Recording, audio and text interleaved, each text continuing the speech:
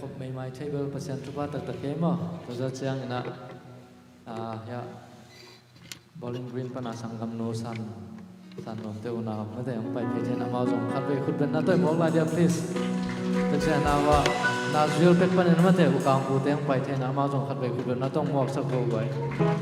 ina kam la pi pek pa na i mi pi te ai nau to ang pai phe nge ngau ma te tum lam ma nge ina zoomi ma ngai zoi chi festival mang te sa khom nio na kina dia okay